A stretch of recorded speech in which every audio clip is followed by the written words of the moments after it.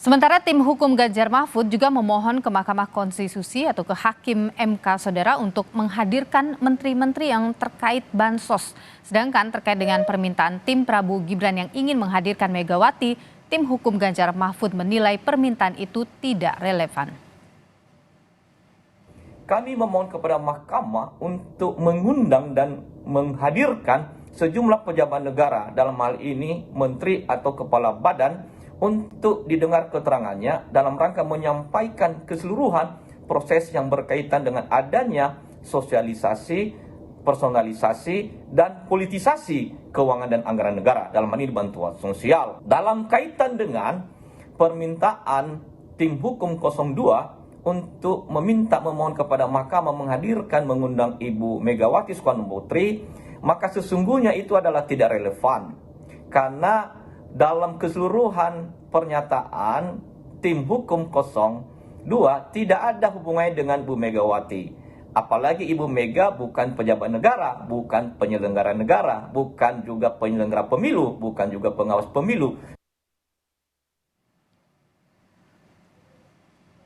Sebelumnya, Saudara, dalam sidang gugatan sengketa Pilpres di Mahkamah Konstitusi, tim hukum Anies Muhaimin mengajukan 9 poin petitum.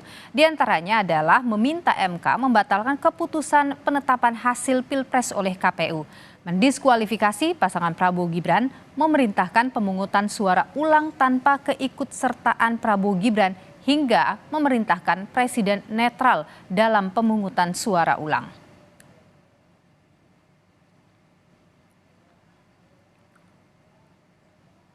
Sementara itu, tim hukum Ganjar Mahfud mengajukan petitum yang poinnya hampir sama, antara lain meminta MK membatalkan penetapan hasil Pilpres oleh KPU, mendiskualifikasi pasangan Prabowo Gibran, dan pemungutan suara ulang tanpa Prabowo Gibran.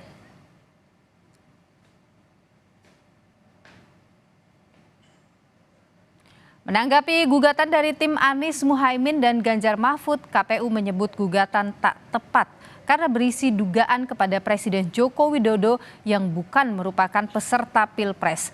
KPU juga menegaskan pencalonan Gibran oleh KPU sebelumnya tak pernah digugat atau disengketakan oleh tim Anies Muhaimin maupun Ganjar Mahfud. Menurut KPU, gugatan soal nepotisme Presiden Joko Widodo, pengerahan ASN dan bansos juga salah alamat. KPU meminta MK menolak seluruh dalil permohonan para pemohon. Tim hukum Prabowo Gibran ikut memberikan jawaban sebagai pihak terkait.